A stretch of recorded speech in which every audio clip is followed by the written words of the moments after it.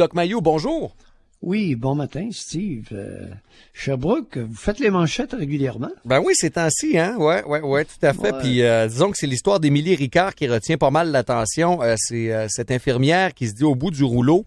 Pour remettre les choses un petit peu en contexte, là, les gens ont sûrement vu circuler son témoignage qui émanait de sa page Facebook. On parle ce matin de 46 000 partages quand même, beaucoup de réactions. Critique la réforme du système de la santé, on la voit avec sa photo et puis l'arme à l'œil, évidemment. J'avais envie d'avoir votre éclairage sur deux aspects ce matin. D'abord sur le personnage lui-même, c'est-à-dire l'infirmière qu'on ne connaît pas, là, je la connais pas personnellement, et également la situation en général des infirmières dans le réseau de la santé. Vous êtes un intervenant, peut-être pas très près, je sais pas, mais en tout cas, vous devez avoir quand même quelques échos, là. Ben, écoute, sur la photo qui est publiée dans Le Soleil, page 3, c'est vraiment inquiétant, c'est épeurant.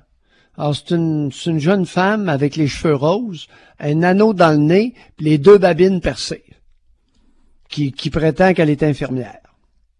Pas trop rassurant. Alors, Steve, lorsque je me suis fait arracher une jambe, après 4 jours, j'ai été 4 jours dans le coma, et je me suis réveillé. La première image, c'était une infirmière qui était penchée au-dessus de moi, dans le lit. Et s'il avait fallu, et je suis demeuré incrusté, l'image de l'infirmière est demeurée incrustée dans mon cerveau, parce que ça a été la première image au sortir de mon coma. S'il avait fallu que j'ai une photo horrible, comme ça dans ma tête, pour le restant de ma vie, j'aurais été de très mauvaise humeur. La question que je me suis posée, c'est lorsqu'elle est au travail, probablement qu'elle ne les porte pas. Pensez-vous? Je connais pas le code spécifiquement. J'ai aucune idée. Les cheveux roses, un anneau de bœuf dans le nez, puis ceux qui, dans votre coin, là, il y en a en masse qui se rappellent des bœufs de ferme, là. Oui. Des bœufs de cultivateurs. Chaque cultivateur avait son taureau, Oui. Puis tous les taureaux avaient un anneau dans le nez. Alors, c'était un anneau de bœuf dans le nez, puis les deux babines percées. Aïe, aïe! Puis là, elle se permet de critiquer Barrette. Bon, ça, c'est une chose. L'autre affaire, la gestion des infirmières, ça fait 30 ans que je le dis, que c'est le domaine professionnel le plus mal géré au Québec. C'est historique. Nous autres, en Mauricie, à Trois-Rivières, là, c'était épeurant, la mauvaise gestion des femmes par des femmes. Deuxièmement, as-tu déjà vu, toi, un groupe de femmes qui est capable de se négocier des bonnes conditions de travail? Vous dites qu'elles sont de mauvaises négociatrices? As-tu déjà vu, je dis rien, je me pose une question, as-tu déjà vu un groupe de femmes capables de se négocier de bonnes conditions de travail? En tout cas, visiblement, ça n'a pas été leur cas, ou c'est pas encore leur cas. Visiblement. 68 000, sont 68 000. C'est pas parce qu'elles ne sont pas nombreuses. 68 000. Le nombre d'infirmières au Québec, c'est beaucoup de monde. C'est énormément de monde. Ah oui. Et là, l'autre affaire, c'est que la profession semble plus attirée. Tu sais, je comprends que c'est un peu l'effet pervers de ce genre de sortie-là, mais je me mets dans la peau d'une jeune femme aujourd'hui, là. As-tu envie de devenir infirmière? Je pense que c'est important qu'on ait un esprit critique et qu'on mentionne, là, avis aux jeunes femmes qui veulent devenir infirmières. Vous n'avez pas à ressembler à la personne que vous voyez sur la photo.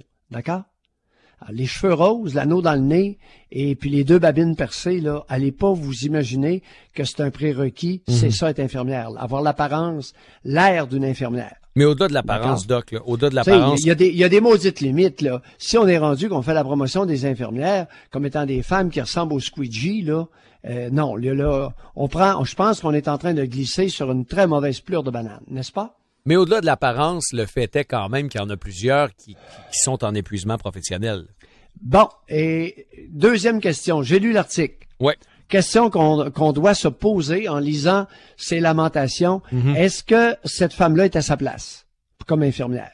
Comme on peut se demander, est-ce que Mayou est à sa place comme psychiatre? Ben, pour tout le monde, faut se poser la question d'envie. Visiblement, elle se pose aussi la question elle-même parce que, comme vous l'avez lu, vous avez vu qu'elle se Google de temps en temps un changement de carrière. Donc, elle se pose elle-même la question. Oui. Alors, est-ce qu'il est possible?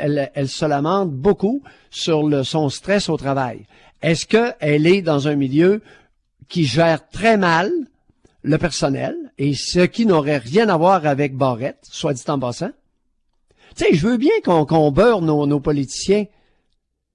Est-ce que c'est Barrette qui va gérer la cédule de travail des personnes où travaillent au CHSLD où œuvre cette femme-là? Non.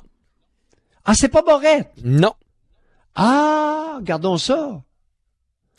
Il y a des responsables qui sont payés 90 000, 100 000, 110 000 par année Ouais, sauf que pour gérer le personnel je dans suis ce d'accord cabane-là. avec vous, sauf que l'autre bout, je vais être obligé de vous reprendre, c'est quand même lui qui a bâti la structure. Tu sais, le méga Sius de l'Estrichus qui gère la petite madame, c'est une grosse structure. Ça se peut-tu Oui. qu'on a peut-être ramené ça trop gros puis que ça commence à être difficile de gérer dans le détail des petits centres comme le CHSLD où elle jouait, où elle travaillait? Non. La question, y a-t-il eu un changement de gestion de personnel dans le CHSLD où œuvre cette femme-là depuis 20 ans? OK, ça c'est votre question? Oui. Et je connais la réponse. C'est non. Non, parce que je suis dans le système. OK. Non, la patente des CIUS, là, ça n'a pas changé grand-chose. Ça a dégommé énormément de cadres. OK. Mais au niveau des soins, là, au niveau du personnel, pour les patients, c'est la même chose. Il n'y a pas grand changement, je m'entends te le dire. OK. Ben, merci de votre éclairage ce matin, Doc. Avez-vous votre question de ce matin? Je vous la ramène. Je vous la ramène tout de suite. Je l'ai, puis je pense que ça va être encore une fois très bon. Alors, la question de ce matin, comment vous considérez-vous dans votre tête un gars, un homme, une fille, une femme? Oui. Et j'ai l'impression que ça va aussi T'es découler. gentil, parce que je suis tellement intense, tellement concentré que C'est correct. complètement oublié la préparation pour l'émission. Est-ce que c'est possible, en 2018, pour un homme d'affirmer leur masculinité et aux femmes de laisser place à leur féminité? Voilà. Qu'est-ce qu'un vrai homme, une vraie femme?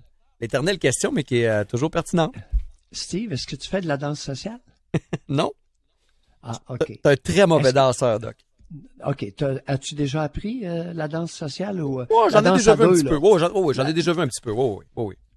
Oui, Oui. et est-ce que tu savais que c'est l'homme qui lead? C'est l'homme qui dirige la femme? Oui.